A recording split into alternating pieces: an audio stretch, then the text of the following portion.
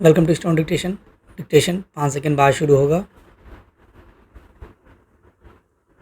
Ready start. इससे बड़ी विडंबना क्या होगी कि लाखों विद्यार्थी एक भरोसे के साथ जिस परीक्षा में अपना भविष्य बेहतर बनाने के लिए बैठें वह सिर्फ उनके हित में साबित हो, जिनकी पहुंच उसके प्रश्न पत्र तक हो। देश भर में आयोजित होने वाली राष्ट्रीय पात्रता सह प्रवेश परीक्षा यानी नीट यूजी को सबसे अच्छे प्रबंधन के तहत संचालित करने का दावा किया जाता रहा है, मगर पिछले कुछ वर्षों में इसमें जिस स्तर की गड़बड़ियां सामने आई हैं उसमें यह सवाल उठा है कि हर बार कार्रवाई के तौर पर कुछ औपचारिक और दिखावे के कदम उठाकर क्या परीक्षा के प्रश्न पत्र बाहर आने की घटनाओं पर काबू पाया जा सकता है। यह इस वर्ष फिर साबित हुआ है कि पहले की घटनाओं से कोई सबक नहीं लिया गया और ऐसे जरूरी कदम नहीं उठाए गए जिससे इस परीक्षा की पारदर्शिता और शुचिता सुनिश्चित हो। नतीजतन इस महीने के शुरू में आयोजित नीट के प्रश्न पत्र लीक होने की खबर आई। फिर मामले के तूल पकड़ने के बाद परीक्षा को रद्द कर देना ही सबसे आखिरी उपाय माना गया, जिसकी वजह से करीब 22 लाख विद्यार्थियों का भविष्य फिलहाल अधर में लटक गया।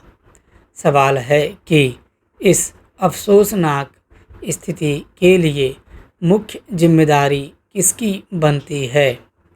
जो राष्ट्रीय परीक्षा एजेंसी यानी एनटीए सबसे बेहतर व्यवस्था के तहत परीक्षाओं के आयोजन का भरोसा देती रही है, क्या नीट यूजी में प्रश्न पत्र लीक होने सहित अन्य गड़बड़ियों का निरंतरता कायम रहने की स्थिति में अब भी वह अपनी साख और प्रतिष्ठा के बने रहने का दावा कर सकती है।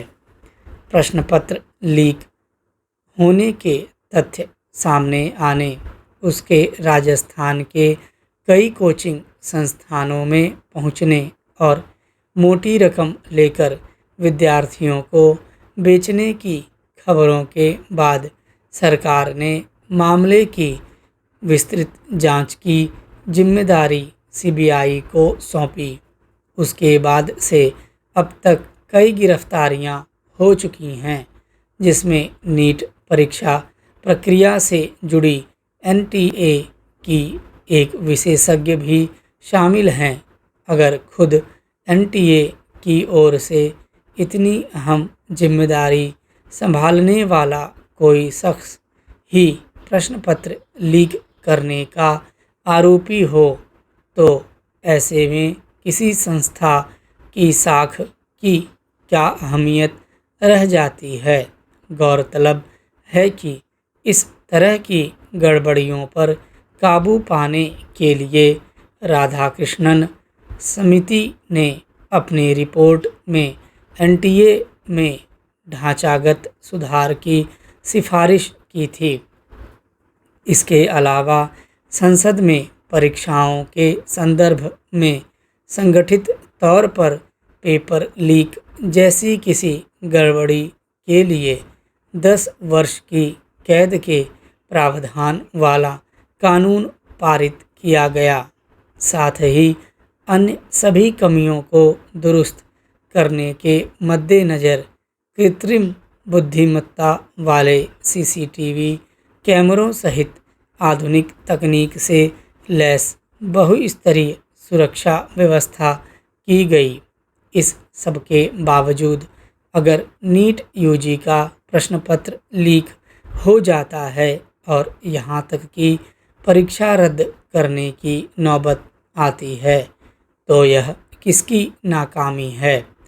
अब तक जो गिरफ्तारियां हुई हैं, क्या इस व्यापक गड़बड़ी का दायरा वैसे ही निचले स्तर के आरोपियों तक सिमटा हुआ है?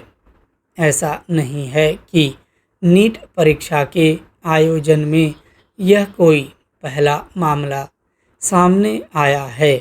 इससे पहले भी कई बार अलग अलग तरह की अनियमितताओं की खबरें आती रही हैं।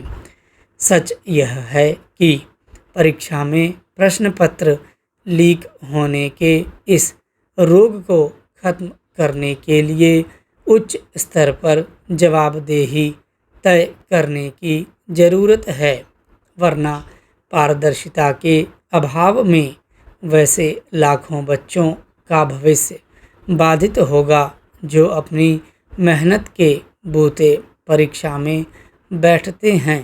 स्टॉप।